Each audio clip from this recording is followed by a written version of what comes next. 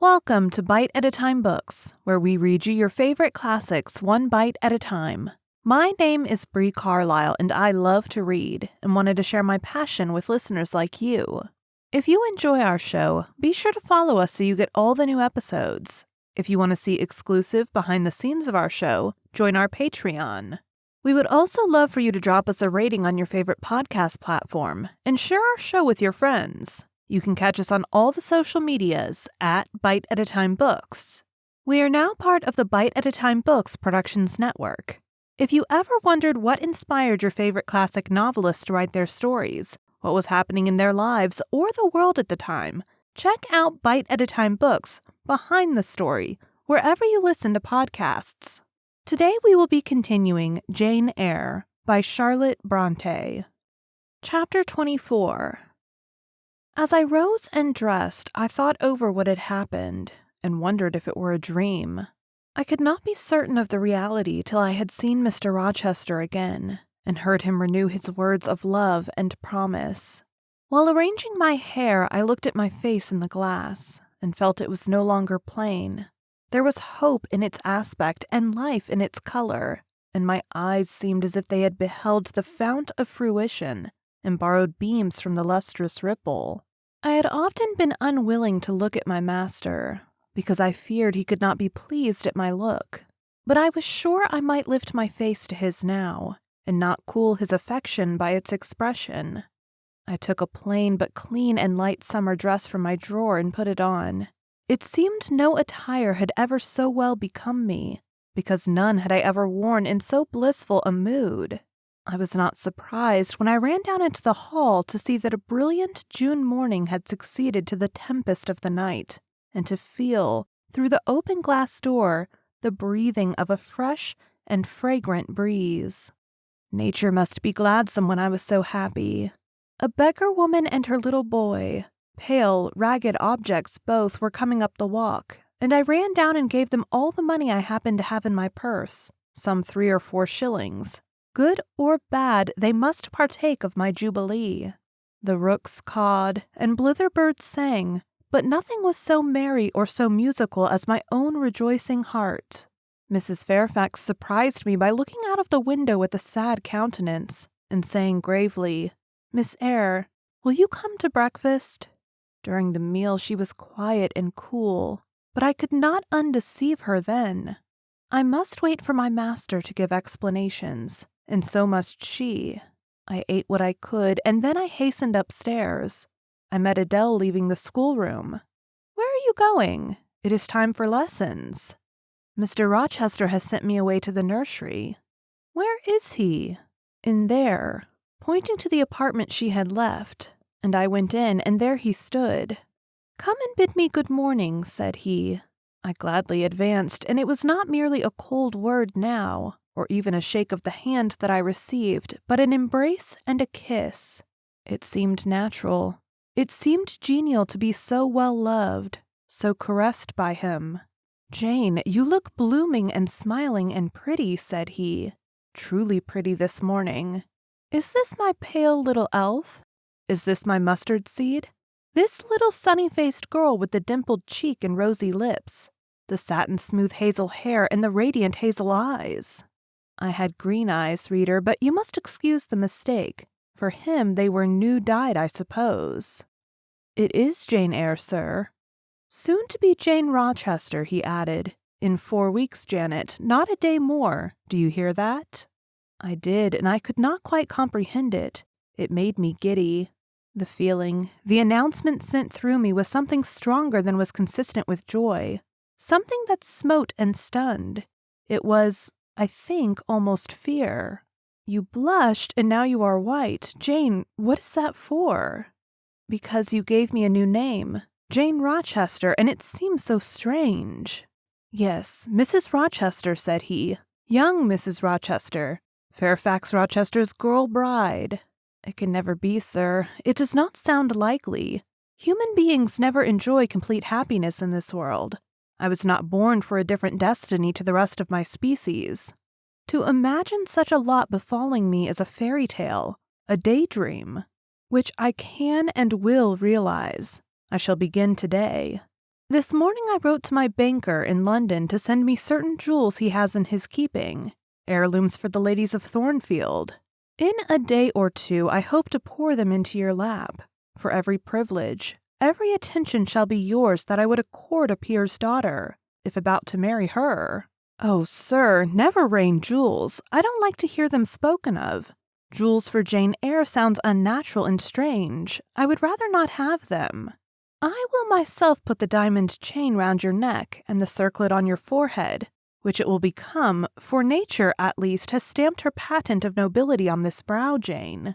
And I will clasp the bracelets on these fine wrists, and load these fairy-like fingers with rings. No, no, sir, think of other subjects and speak of other things, and in another strain. Don't address me as if I were a beauty. I am your plain, Quakerish governess. You are a beauty in my eyes, and a beauty just after the desire of my heart. Delicate and aerial. Puny and insignificant, you mean. You are dreaming, sir, or you are sneering. For God's sake, don't be ironical. I will make the world acknowledge you a beauty too, he went on, while I really became uneasy at the strain he had adopted, because I felt he was either deluding himself or trying to delude me. I will attire my Jane in satin and lace, and she shall have roses in her hair, and I will cover the head I love best with a priceless veil. And then you won't know me, sir, and I shall not be your Jane Eyre any longer, but an ape in a harlequin's jacket, a jay in borrowed plumes. I would as soon see you, Mr. Rochester, tricked out in stage trappings as myself clad in a court lady's robe. And I don't call you handsome, sir, though I love you most dearly, far too dearly to flatter you. Don't flatter me. He pursued his theme, however, without noticing my deprecation. This very day I shall take you in the carriage to Millcote, and you must choose some dresses for yourself. I told you we shall be married in 4 weeks. The wedding is to take place quietly in the church down below yonder, and then I shall waft you away at once to town. After a brief stay there, I shall bear my treasure to regions nearer the sun, to French vineyards and Italian plains, and she shall see whatever is famous in old story and in modern record. She shall taste, too, of the life of cities, and she shall learn to value herself by just comparison with others. Shall I travel, and with you, sir? You shall sojourn at Paris, Rome, and Naples, at Florence, Venice, and Vienna. All the ground I have wandered over shall be retrodden by you. Whenever I stamped my hoof, your sylph's foot shall step also. 10 years since I flew through Europe half mad with disgust, hate, and rage as my companions. Now I shall revisit it healed and cleansed with a very angel as my comforter. I laughed at him as he said this. I am not an angel, I asserted, and I will not be one till I die. I will be myself. Mr. Rochester, you must neither expect nor exact anything celestial of me, for you will not get it, any more than I shall get it of you, which I do not at all anticipate. What do you anticipate of me? For a little while you will perhaps be as you are now, a very little while, and then you will turn cool, and then you will be capricious, and then you will be stern, and I shall have much ado to please you. But when you get well used to me, you will perhaps like me again. Like me, I say, not love me. I suppose your love will effervesce in 6 months or less. I have observed in books written by men that period assigned as the furthest to which a husband's ardor extends. Yet, after all, as a friend and companion, I hope never to become quite distasteful to my dear master. Distasteful? And like you again? I think I shall like you again, and yet again I will make you confess I do not only like, but love you, with truth, fervor, constancy. Yet are you not capricious, sir? To women who please me only by their faces, I am the very devil when I find out they have neither souls nor hearts, when they open to me a perspective of flatness, triviality, and perhaps imbecility, coarseness, and ill temper, but to the clear eye and eloquent tongue, to the soul made of fire and the character that bends but does not break. At once supple and stable, tractable and consistent, I am ever tender and true. Had you ever experience of such a character, sir? Did you ever love such an one? I love it now. But before me, if I indeed in any respect come up to your difficult standard, I never met your likeness. Jane, you please me and you master me. You seem to submit, and I like the sense of pliancy you impart. And while I am twining the soft silken skein round my finger, it sends a thrill up my arm to my heart. I am influenced, conquered, and the influence is sweeter than I can express, and the conquest I undergo has a witchery beyond any triumph I can win. Why do you smile, Jane? What does that inexplicable, that uncanny turn of countenance mean? I was thinking, sir, you will excuse the idea, it was involuntary. I was thinking of Hercules and Samson with their charmers. You were, you little elfish. Hush, sir. You don't talk very wisely just now, any more than those gentlemen acted very wisely.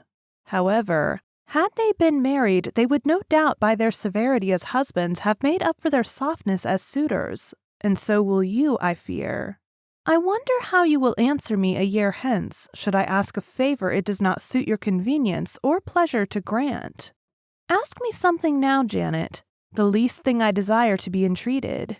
Indeed I will, sir. I have my petition already. Speak. But if you look up and smile with that countenance, I shall swear concession before I know to what, and that will make a fool of me. Not at all, sir. I ask only this. Don't send for the jewels, and don't crown me with roses. You might as well put a border of gold lace round that plain pocket handkerchief you have there. I might as well gild refined gold. I know it. Your request is granted then, for the time. I will remand the order I dispatched to my banker, but you have not yet asked for anything. You have prayed a gift to be withdrawn. Try again. Well then, sir, have the goodness to gratify my curiosity, which is much piqued on one point. He looked disturbed. What? He said hastily. Curiosity is a dangerous petition. It is well I have not taken a vow to accord every request. But there can be no danger in complying with this, sir. Utter it, Jane, but I wish that instead of a mere inquiry into, perhaps, a secret, it was a wish for half my estate. Now King Ahasuerus, what do I want with half your estate? Do you think I am a Jew, usurer, seeking good investment in land? I would much rather have all your confidence. You will not exclude me from your confidence if you admit me to your heart. You are welcome to all my confidence that is worth having, Jane, but for God's sake, don't desire a useless burden. Don't long for poison. Don't turn out a downright Eve on my hands. Why not, sir? You have just been telling me how much you like to be conquered, and how pleasant over-persuasion is to you. Don't you think I had better take advantage of the confession and begin and coax and entreat? Even cry and be sulky if necessary, for the sake of a mere essay of my power. I dare you to any such experiment. Encroach, presume, and the game is up. Is it, sir? You soon give in. How stern you look now. Your eyebrows have become as thick as my finger, and your forehead resembles what, in some very astonishing poetry, I once saw styled a blue-piled thunderloft. That will be your married look, sir, I suppose. If that will be your married look, I, as a Christian, will soon give up the notion of consorting with a mere sprite or salamander. But what had you to ask? Thing, out with it. There, you are less civil now, and I like rudeness a great deal better than flattery. I had rather be a thing than an angel. This is what I have to ask. Why did you take such pains to make me believe you wish to marry Miss Ingram? Is that all? Thank God it is no worse. And now he unknit his black brows, looked down, smiling at me, and stroked my hair as if well pleased at seeing a danger averted. I think I may confess, he continued, even although I should make you a little indignant, Jane, and I have seen what a fire spirit you can be when you are indignant. You glowed in the cool moonlight last night when you mutinied against fate and claimed your rank as my equal. Janet, by the by, it was you who made me the offer. Of course I did, but to the point if you please, sir. Miss Ingram? Well, I feigned courtship of Miss Ingram because I wished to render you as madly in love with me as I was with you. and I knew jealousy would be the best ally I could call in for the furtherance of that end. Excellent. Now you are small, not one whit bigger than the end of my little finger. It was a burning shame and a scandalous disgrace to act in that way. Did you think nothing of Miss Ingram's feelings, sir? Her feelings are concentrated in one, pride, and that needs humbling. Were you jealous, Jane? Never mind, Mr. Rochester. It is in no way interesting to you to know that. Answer me truly once more. Do you think Miss Ingram will not suffer from your dishonest coquetry? Won't she feel forsaken and deserted? Impossible. When I told you how she, on the contrary, deserted me, the idea of my insolvency cooled, or rather extinguished her flame in a moment. You have a curious designing mind, Mr. Rochester. I am afraid your principles on some points are eccentric. My principles were never trained, Jane. They may have grown a little awry for want of attention. Once again, seriously, may I enjoy the great good that has been vouchsafed to me, without fearing that anyone else is suffering the bitter pain I myself felt a while ago. That you may, my good little girl. There is not another being in the world has the same pure love for me as yourself, for I lay that pleasant unction to my soul, Jane, a belief in your affection. I turned my lips to the hand that lay on my shoulder. I loved him very much, more than I could trust myself to say, more than words had power to express. Ask something more, he said presently. It is my delight to be entreated and to yield. I was again ready with my request. Communicate your intentions to Mrs. Fairfax, sir. She saw me with you last night in the hall, and she was shocked. Give her some explanation before I see her again. It pains me to be misjudged by so good a woman. Go to your room and put on your bonnet, he replied. I mean you to accompany me to Millcote this morning, and while you prepare for the drive, I will enlighten the old lady's understanding. Did she think, Janet, you had given the world for love and considered it well lost? I believe she thought I had forgotten my station and yours, sir. Station? Station? Your station is in my heart and on the necks of those who would insult you now or hereafter. Go. I was soon dressed, and when I heard Mr. Rochester quit Mrs. Fairfax's parlor, I hurried down to it. The old lady had been reading her morning portion of Scripture, the lesson for the day. Her Bible lay open before her, and her spectacles were upon it. Her occupation, suspended by Mr. Rochester's announcement, seemed now forgotten. Her eyes, fixed on the blank wall opposite, expressed the surprise of a quiet mind stirred by unwonted tidings. Seeing me, she roused herself. She made a sort of effort to smile and framed a few words of congratulation, but the smile expired, and the sentence was abandoned unfinished. She put up her spectacles, shut the Bible, and pushed her chair back from the table. I feel so astonished, she began. I hardly know what to say to you, Miss Eyre. I have surely not been dreaming, have I? Sometimes I half fall asleep when I am sitting alone and fancy things that have never happened. It has seemed to me more than once when I have been in a doze that my dear husband, who died 15 years since, has come in and sat down beside me, and that I have even heard him call me by my name, Alice, as he used to do. Now, can you tell me whether it is actually true that Mr. Rochester has asked you to marry him? Don't laugh at me, but I really thought he came in here 5 minutes ago and said that in a month you would be his wife. He has said the same thing to me, I replied. He has? Do you believe him? Have you accepted him? Yes. She looked at me bewildered. I could never have thought it. He is a proud man. All the Rochesters were proud, and his father, at least, liked money. He, too, has always been called careful. He means to marry you? He tells me so. She surveyed my whole person. In her eyes I read that they had there found no charm powerful enough to solve the enigma. It passes me, she continued, but no doubt it is true since you say so. How it will answer I cannot tell. I really don't know. Equality of position and fortune is often advisable in such cases, and there are 20 years of difference in your ages. He might almost be your father.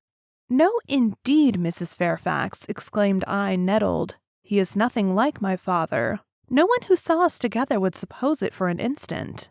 Mr. Rochester looks as young and is as young as some men at 25. Is it really for love he is going to marry you? She asked. I was so hurt by her coldness and skepticism that the tears rose to my eyes. I am sorry to grieve you, pursued the widow, but you are so young and so little acquainted with men. I wish to put you on your guard. It is an old saying that all is not gold that glitters, and in this case I do fear there will be something found to be different to what either you or I expect. Why? Am I a monster? I said. Is it impossible that Mr. Rochester should have a sincere affection for me? No, you are very well and much improved of late, and Mr. Rochester, I dare say, is fond of you. I have always noticed that you were a sort of pet of his. There are times when, for your sake, I have been a little uneasy at his marked preference, and have wished to put you on your guard, but I did not like to suggest even the possibility of wrong. I knew such an idea would shock, perhaps offend you, and you were so discreet and so thoroughly modest and sensible, I hoped you might be trusted to protect yourself. Last night, I cannot tell you what I suffered when I sought all over the house and could find you nowhere, nor the master either, and then at 12 o'clock saw you come in with him. Well, never mind that now, I interrupted impatiently. It is enough that all was right. I hope all will be right in the end, she said, but believe me, you cannot be too careful. Try and keep Mr. Rochester at a distance. Distrust yourself as well as him. Gentlemen in his station are not accustomed to marry their governesses. I was growing truly irritated. Happily, Adele ran in. Let me go to Millcote too, she cried. Mr. Rochester won't, though there is so much room in the new carriage. Beg him to let me go, mademoiselle. That I will, Adele. And I hastened away with her, glad to quit my gloomy monitress. The carriage was ready. They were bringing it round to the front, and my master was pacing the pavement, Pilot following him backwards and forwards. Adele may accompany us, may she not, sir? I told her no, I'll have no brats, I'll have only you. Do let her go, Mr. Rochester, if you please. It would be better. Not it. She will be a restraint. He was quite peremptory, both in look and voice. The chill of Mrs. Fairfax's warnings and the damp of her doubts were upon me. Something of unsubstantiality and uncertainty had beset my hopes. I half lost the sense of power over him. I was about mechanically to obey him, without further remonstrance, but as he helped me into the carriage, he looked at my face. What is the matter? He asked. All the sunshine is gone. Do you really wish the bairn to go? Will it annoy you if she is left behind? I would far rather she went, sir. Then off for your bonnet and back like a flash of lightning, cried he to Adele. She obeyed him with what speed she might. After all, a single morning's interruption will not matter much, said he, when I mean shortly to claim you, your thoughts, conversation, and company for life. Adele lifted in, commenced kissing me by the way of expressing her gratitude for my intercession. She was instantly stowed away into a corner on the other side of him. She then peeped round to where I sat. So stern a neighbor was too restrictive. To him, in his present fractious mood, she dared whisper no observations, nor ask of him any information. Let her come to me, I entreated. She will, perhaps, trouble you, sir. There is plenty of room on this side. He handed her over as if she had been a lapdog. I'll send her to school yet, he said, but now he was smiling. Adele heard him and asked if she was to go to school, sans mademoiselle. Yes, he replied, absolutely sans mademoiselle, for I am to take mademoiselle to the moon, and there I shall seek a cave in one of the white valleys among the volcano tops, and mademoiselle shall live with me there, and only me. She will have nothing to eat. You will starve her, observed Adele. I shall gather manna for her morning and night. The plains and hillsides in the moon are bleached with manna, Adele. She will want to warm herself. What will she do for a fire?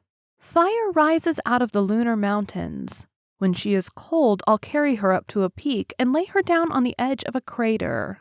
Oh, quelli sera mal, beau comfortable. And her clothes, they will wear out. How can she get new ones? Mr. Rochester professed to be puzzled. Said he. What would you do, Adele?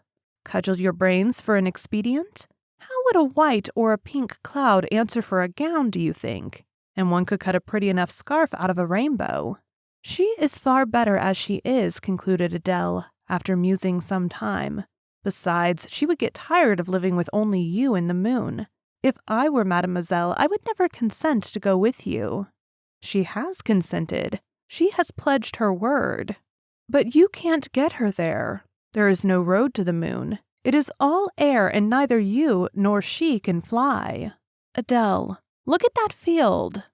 We were now outside Thornfield Gates and bowling lightly along the smooth road to Millcote, where the dust was well laid by the thunderstorm, and where the low hedges and lofty timber trees on each side glistened green and rain-refreshed. In that field, Adele, I was walking late one evening about a fortnight since, the evening of the day you helped me to make hay in the orchard meadows.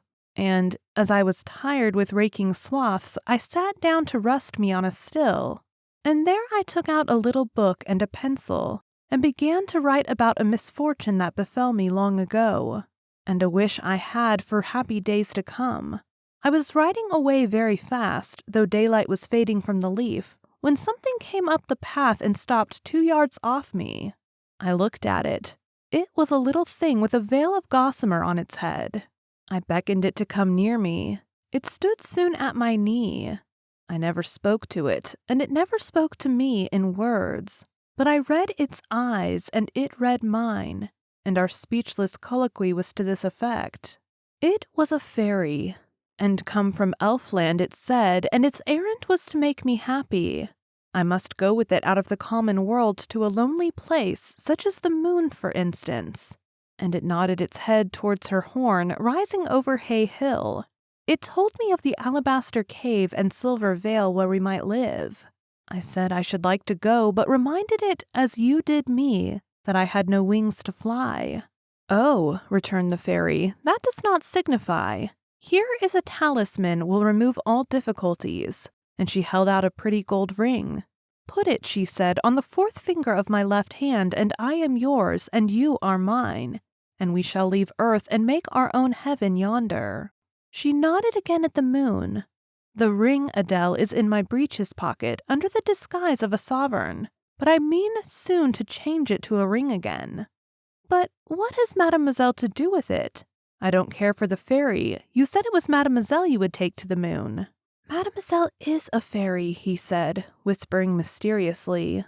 Whereupon I told her not to mind his badinage, and she, on her part, evinced a fund of genuine French skepticism, denominating Mr. Rochester un vrai menteur, and assuring him that she made no account whatever of his Comtesse de Fille, and that, du reste il n'y avait pas de fils, et quand même il y en avait, she was sure that would never appear to him, nor ever give him rings, or offer to live with him in the moon. The hour spent at Millcote was a somewhat harassing one to me. Mr. Rochester obliged me to go to a certain silk warehouse. There I was ordered to choose 6 dresses. I hated the business. I begged leave to defer it. No, it should be gone through with now. By dint of entreaties expressed in energetic whispers, I reduced the 6 to 2. These, however, he vowed he would select himself. With anxiety, I watched his eye rove over the gay stores. He fixed on a rich silk of the most brilliant amethyst dye and a superb pink satin. I told him in a new series of whispers that he might as well buy me a gold gown and a silver bonnet at once. I should certainly never venture to wear his choice. With infinite difficulty, for he was stubborn as a stone, I persuaded him to make an exchange in favor of a sober black satin and pearl-gray silk. It might pass for the present, he said, but he would yet see me glittering like a parterre. Glad was I to get him out of the silk warehouse, and then out of a jeweler's shop. The more he bought me, the more my cheek burned with a sense of annoyance and degradation. As we re-entered the carriage and I sat back feverish and faged, I remembered what, in the hurry of events, dark and bright, I had wholly forgotten. The letter of my uncle, Jane Eyre, to Mrs. Reed. His intention to adopt me and make me his legatee. It would indeed be a relief, I thought, if I had ever so small as independency. I never can bear being dressed like a doll by Mr. Rochester, or sitting like a second Danae with the golden shower falling daily round me. I will write to Madeira the moment I get home and tell my Uncle John I am going to be married, and to whom, if I had but a prospect of one day bringing Mr. Rochester an accession of fortune, I could better endure to be kept by him now. And somewhat relieved by this idea, which I failed not to execute that day, I ventured once more to meet my master's and lover's eye, which most pertinaciously sought mine, though I averted both face and gaze. He smiled, and I thought his smile was such as a sultan might, in a blissful and fond moment, bestow on a slave his gold and gems had enriched. I crushed his hand, which was ever hunting mine, vigorously, and thrust it back to him red with passionate pressure. "You need not look in that way," I said. "If you do, I'll wear nothing but my old Lowood frocks to the end of the chapter. I'll be married in this lilac gingham. You may make a dressing gown for yourself out of the pearl gray silk and an infinite series of waistcoats out of the black satin." He chuckled. He rubbed his hands. "Oh, it is rich to see and hear her," he exclaimed. "Is she original? Is she piquant? I would not exchange this one little English girl for the Grand Turk's whole Sergalio, gazelle eyes, houri forms and all." The Eastern allusion bit me again. "I'll not stand you an inch in the stead of a Sergalio," I said, "so don't consider me an equivalent for one. If you have a fancy for anything in that line, away with you, sir, to the bazaars of Stamboul without delay, and lay out in extensive slave purchases some of that spare cash you seem at a loss to spend satisfactorily here. And what will you do, Janet, while I am bargaining for so many tons of flesh and such an assortment of black eyes? I'll be preparing myself to go out as a missionary to preach liberty to them that are enslaved, your harem inmates amongst the rest.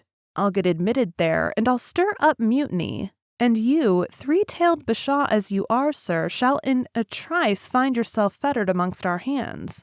Nor will I, for one, consent to cut your bonds till you have signed a charter, the most liberal and despot ever yet conferred. I would consent to be at your mercy, Jane. I would have no mercy, Mr. Rochester, if you supplicated for it with an eye like that. While you looked so, I should be certain that whatever charter you might grant under coercion, your first act, when released, would be to violate its conditions. Why, Jane, what would you have? I fear you will compel me to go through a private marriage ceremony, besides that performed at the altar. You will stipulate, I see, for peculiar terms. What will they be? I only want an easy mind, sir, not crushed by crowded obligations. Do you remember what you said of Celine Varens, of the diamonds, the cashmeres you gave her? I will not be your English Celine Varens. I shall continue to act as Adele's governess. By that I shall earn my board and lodging and £30 a year besides. I'll furnish my own wardrobe out of that money, and you shall give me nothing but— Well, but what? Your regard, and if I give you mine in return, that debt will be quit. Well, for cool native impudence and pure innate pride, you haven't your equals, said he. We were now approaching Thornfield. Will it please you to dine with me today? He asked as we re-entered the gates. No, thank you, sir. And what for no thank you, if one may inquire? I never have dined with you, sir, and I see no reason why I should now till what? You delight in half-phrases. Till I can't help it. Do you suppose I eat like an ogre or a ghoul, that you dread being the companion of my repast? I have formed no supposition on the subject, sir, but I want to go on as usual for another month. You will give up your governessing slavery at once. Indeed, begging your pardon, sir, I shall not. I shall just go on with it as usual. I shall keep out of your way all day, as I have been accustomed to do. You may send for me in the evening when you feel disposed to see me, and I'll come then, but at no other time. I want a smoke, Jane, or a pinch of snuff to comfort me under all this poor me donner un countenance, as Adele would say. And unfortunately, I have neither my cigar case nor my snuff box. But listen, whisper. It is your time now, little tyrant, but it will be mine presently. And when once I have fairly seized you, to have and to hold, I'll just, figuratively speaking, attach you to a chain like this, touching his watch guard. Yes, bonny wee thing, I'll wear you in my bosom, lest my jewel I should tine." He said this as he helped me to alight from the carriage, and while he afterwards lifted out Adele, I entered the house and made good my retreat upstairs. He duly summoned me to his presence in the evening. I had prepared an occupation for him, for I was determined not to spend the whole time in a tete-a-tete conversation. I remembered his fine voice. I knew he liked to sing. Good singers generally do. I was no vocalist myself, and, in his fastidious judgment, no musician either, but I delighted in listening when the performance was good. No sooner had twilight, that hour of romance, began to lower her blue and starry banner over the lattice, than I rose, opened the piano, and entreated him, for the love of heaven, to give me a song. He said I was a capricious witch, and that he would rather sing another time, but I averred that no time was like the present. Did I like his voice, he asked. Very much. I was not fond of pampering that susceptible vanity of his, but for once, and from motives of expediency, I would soothe and stimulate it. Then, Jane, you must play the accompaniment. Very well, sir, I will try. I did, but was presently swept off the stool and denominated a little bungler. Being pushed unceremoniously to one side, which was precisely what I wished, he usurped my place and proceeded to accompany himself, for he could play as well as sing. I hied me to the window recess, and while I sat there and looked out on the still trees and dim lawn, to a sweet air was sung in mellow tones the following strain. The truest love that e'er heart felt at its kindled core, did through each vein in quickened start the tide of being pour. Her coming was my hope each day, her parting was my pain. The chance that did her steps delay was ice in every vein. I dreamed it would be nameless bliss as I loved to be, and to this object did I press as blind as eagerly. But wide as pathless was the space that lay our lives between, and dangerous as the foamy race of ocean surges green, and haunted as a robber path through wilderness or wood, for might and right and woe and wrath between our spirits stood. I dangers dared, I hindrance scorned, I omens did defy. Whatever menaced, harassed, warned, I passed impetuous by. On sped my rainbow fast as light, I flew as in a dream, for glorious rose upon my sight that child of shower and gleam. Still bright on clouds of suffering dim shines that soft solemn joy, nor care I now how dense and grim disasters gather nigh. I care not in this moment sweet, though all I have rushed o'er should come on pinion strong and fleet, proclaiming vengeance sore. Though haughty hate should strike me down, right bar approach to me, and grinding might with furious frown swear endless enmity. My love has placed her little hand with noble faith in mine, and vowed that wedlock's sacred band our nature shall entwine. My love has sworn with sealing kiss with me to live, to die. I have at last my nameless bliss, as I loved am I. He rose and came towards me, and I saw his face all kindled, and his full falcon eye flashing, and tenderness and passion in every lineament. I quailed momentarily, then I rallied.